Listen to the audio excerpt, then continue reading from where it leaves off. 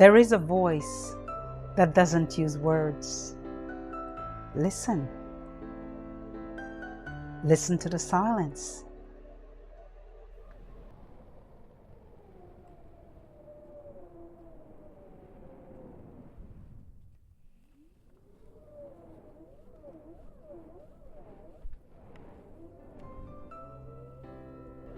A lover may be drawn to this love or that love, but finally, one is drawn to the sovereign of love, God.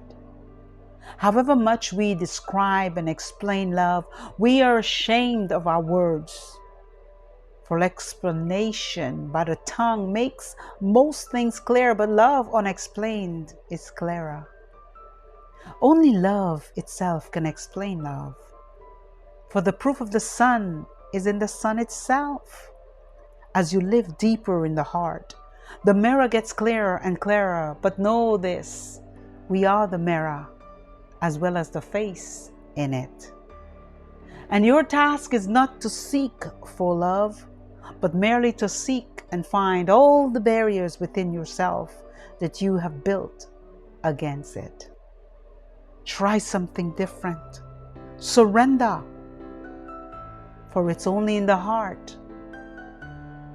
It's only from the heart can we touch the sky. These are the priceless, timeless words of the great mystic poet Rumi. Hello everyone. So I've been thinking a lot about this small yet profound word, love. It's fascinating how just 4 letters can hold such an immense depth. So simple, yet so vast that poets and scholars and artists and mystics have spent lifetimes trying to grasp its essence. Love is both the softest whisper and the mightiest force. It's both a gentle touch and also an unstoppable current. Today I want to explore something truly essential. How love heals, not just personally, but collectively. Today we will look at the subject of love from 3 perspectives. Firstly, the philosophical perspective. What is love beyond words? How does it shape our understanding of life? Secondly, the holistic wellness approach. How does love impact our physical, emotional, and spiritual well-being? And thirdly, from the perspective of the everyday seeker, namely, how can we in our daily lives cultivate love as a healing force? So let's begin with the science and the energy of love. See, love is not just a feeling. It is tangible and measurable. It's a force and energy that influences our entire being. Studies have shown that emotions like love and gratitude and compassion, they actually help to lower stress and reduce blood pressure and boost our immune functions. The HeartMath Institution in the US, they have found that love can create a coherence in the heart's electromagnetic field, meaning that the energy of love isn't just within us, it radiates outward, affecting those around us. This idea isn't new, for ancient traditions have always recognized love as a life force. For example, prana in the Ayurvedic tradition and qi in Chinese medicine, and the anointing presence of the Holy Spirit in traditional Christian spirituality and religion. See, love is the energy that harmonizes and restore and renew. When we feel love, whether for ourselves or others, our bodies seem to enter into a state of healing. Neuroscience confirms this, that love triggers oxytocin and serotonin and dopamine, the very chemicals responsible for peace and joy and healing within our physical body. It's incredible to think that something so abstract and ethereal as love, as this word love, can be so biological and physically real. Yet, this is the nature of love. It is both seen and unseen. It is both measurable and unmeasurable. Simple yet infinitely complex. How paradoxical is that? But how does this understanding translate into real practical healing? Well, for example, self-love is considered the foundation of healing. See, true healing begins with self-love. At least that's what I think. See, when we love and accept ourselves, we create an inner sense of safety, a state that allows our nervous system to relax. And chronic stress, which is the root of many illnesses, it often comes from being stuck in fight or flight mode. But when we practice self-love, we send a powerful message to ourselves, saying to every cell in our body, you are safe, you are cared for. And simple daily practices like affirmation and self-compassion, meditation, mindful eating are also ways that we can nurture our inner well-being. Even choosing to rest when needed is an act of self-love. And let's not forget, self-love also means self-forgiveness. Holding on to guilt and shame and resentment, that blocks the body's natural ability to heal. Think of it like a clogged stream.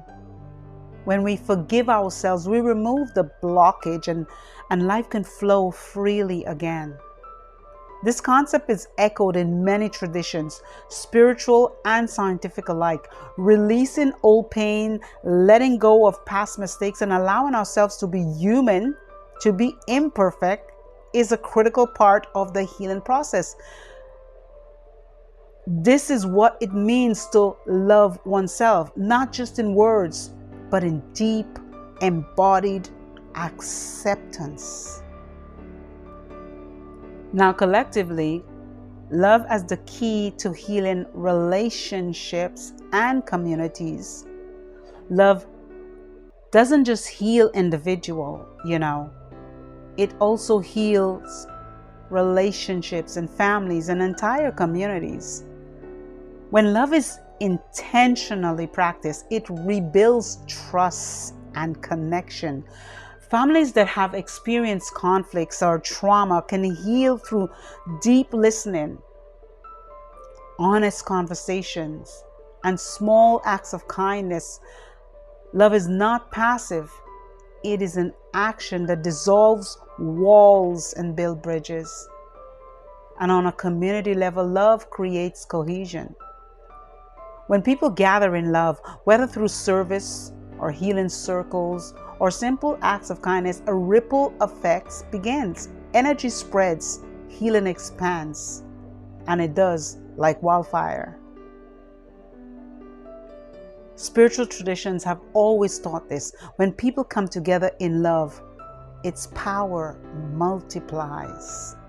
This is why movements of peace or social change, of transformation, have always been rooted in love, because love is the only force strong enough to dissolve fears, to break cycles of pain, and to create something entirely new and sustainable.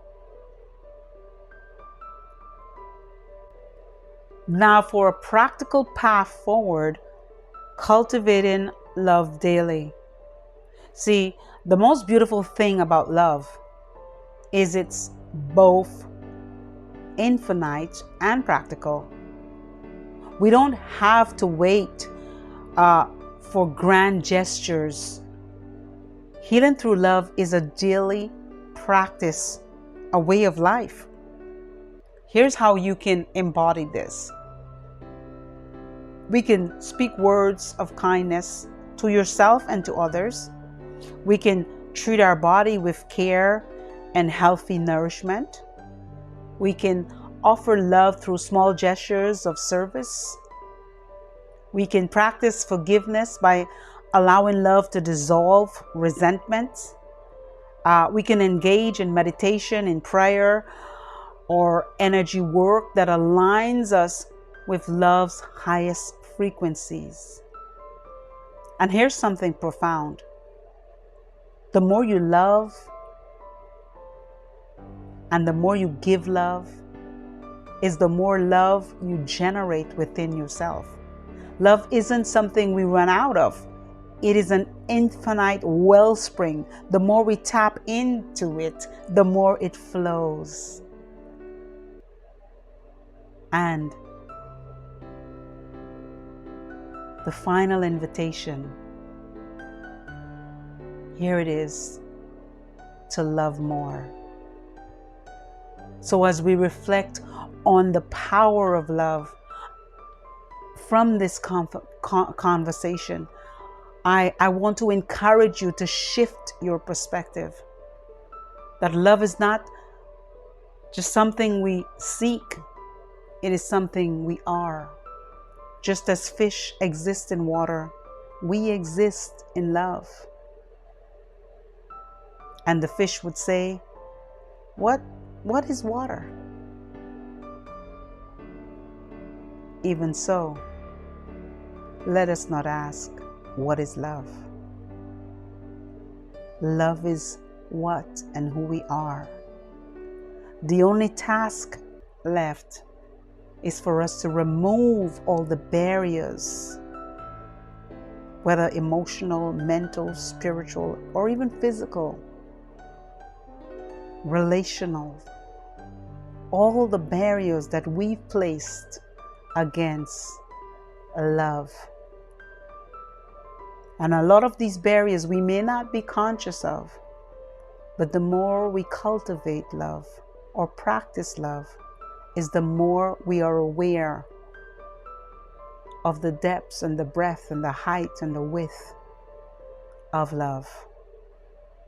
And so I leave you with this. Go forth and love. Love yourself. Love others. Love more. And watch how healing unfolds within you and all around you.